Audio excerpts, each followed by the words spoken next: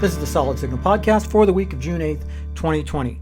Okay, my friends, it has finally happened. It is now the second week of June, and I have officially run out of stuff to watch on satellite television, at least temporarily. I've run out of stuff to watch on my antenna, and I know that's going to change. Things do pick up, but my DVR list is looking pretty slim right now. As Larry David would say, pretty slim.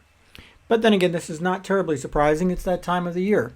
And even more so because I know that some broadcasters, some national networks, really haven't adequately prepared for summer programming, hoping they could fill it with reality shows that weren't able to tape in the last couple of months.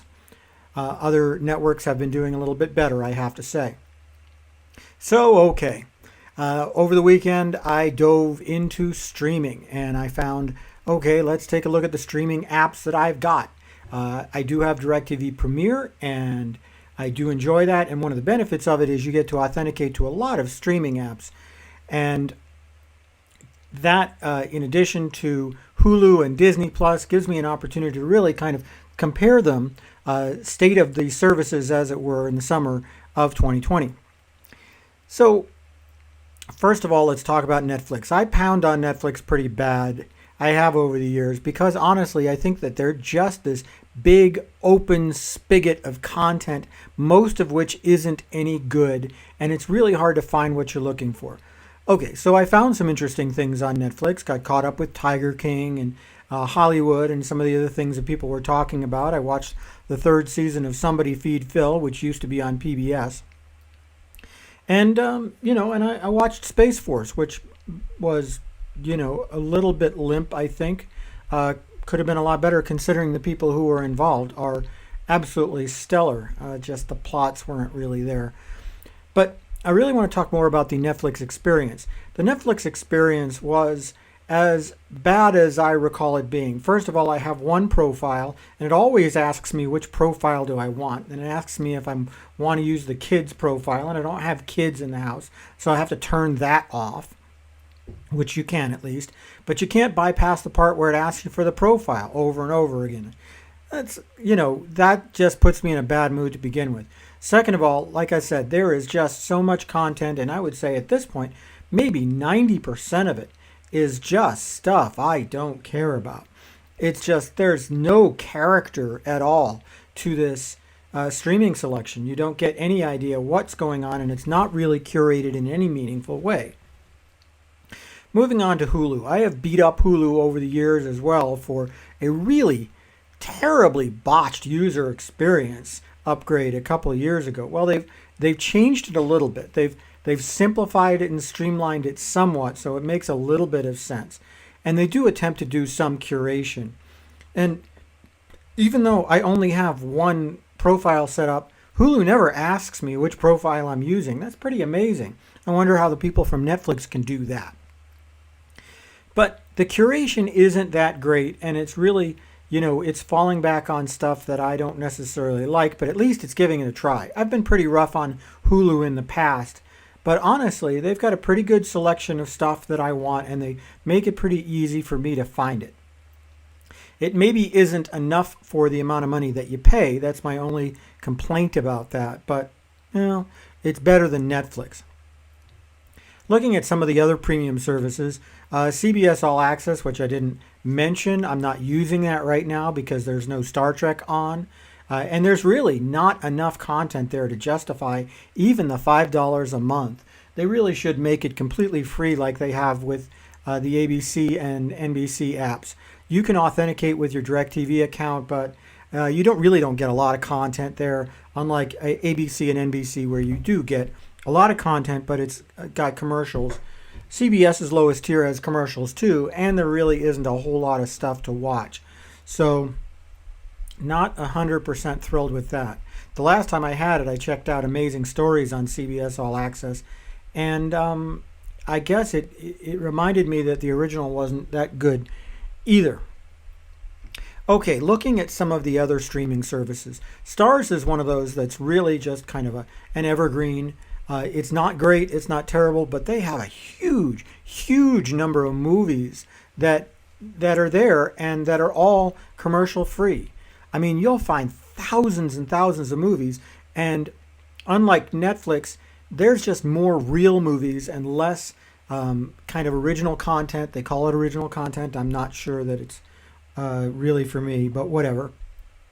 Starz is really worth it. If you happen to like movies from the last 20, 30 years, you're going to find a lot a lot of bang for your buck there. And again, if you have Premiere, then you get that for free, and why not take advantage of it?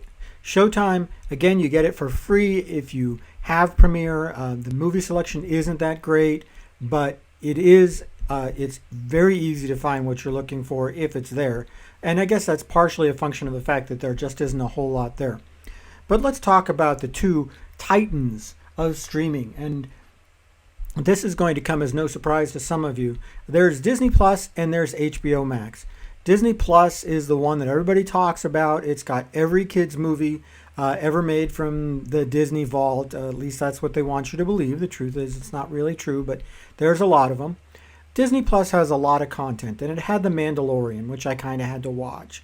And I bought into the whole Disney Plus for a year deal, thinking, okay, they're just going to keep running out content that I want to see. And it hasn't really been true. It's been a couple of weeks since I've watched anything on Disney Plus, and I spent some time with it this week just kind of seeing if there was anything there. And truth be told, there really wasn't. And I'm kind of regretting having done that whole year thing, because I probably could have canceled Disney Plus for 2 months, saved money, would have been ahead of the game. And then finally, the newcomer is HBO Max. The Purple Puncher. The lavender, I don't know, it starts with L. That would be really good. I should have thought of that ahead of time. More to the point is HBO Max rolled out with a lot of content that I wanted to see. Not everything. I will give them a little bit of a hassle for not rolling out the latest Superman flicks, not rolling out any of the Christopher Nolan Batman movies, not rolling out the Wonder Woman TV series, the Smallville TV series, the Lois and Clark TV series. Their DC selection is a lot less than you would think. But on the other hand, they've got a great selection from Turner Classic Movies, and their app experience is much better than the TCM app. A lot of that same stuff is available on the TCM app, but darn if you can find it. And you can authenticate to the TCM app with your DirecTV subscription, by the way.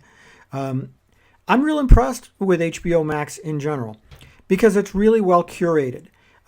Not only do you find everything from the HBO Go experience, and you find it in this nice little compartmentalized area, but there's anime, and there's TCM, and there's DC stuff. Not a lot of it, I'll be honest with you. And there's some classic TV shows. You get Friends, you get Big Bang Theory, you have Fresh Prince. A little bit oversold, I'll admit, but I have a feeling there's, the Warner TV Studios is so huge, they're going to keep building on that. I sampled some of the new original programming out there. There isn't a lot of it yet, and it's not really for me. But I'm giving them a break because I think that the most important thing is that the app experience is so much better, even better than Disney Plus. Disney Plus didn't roll out with a really good app experience, but they have managed to improve it. I'll give them credit over Netflix and Hulu for app experience because they have managed to create a little bit more curated, a little bit more segregated app experience where you can find the things that you're looking for. Netflix and Hulu, well, good luck. HBO Max, again, very, very well curated. It hasn't yet really begun trying to find content that I'll like. They say that HBO Max is actually hand curated. In other words, the suggestions come from a real person. I'm not sure how I feel about that, how a real person looking at my watch history and deciding what I'd like. But on the other hand, it could end up working better than Netflix. I'd have to imagine that it would. At least there's no way that it's going to work worse.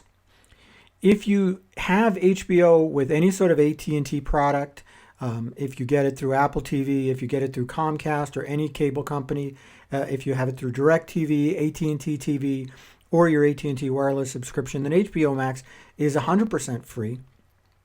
If you don't, it's the same cost as HBO Now, which there's a ton more content. You just have to deal with the fact that most of it is incredibly purple. So there's my pitch. I really think that as you struggle to find new things to watch this month, and I know that you are, because if I am, you are, that you're going to find HBO Max is a much better deal than any of those other services. You're going to find things that you want to find there. You're going to find tons and tons of content at a really very reasonable price.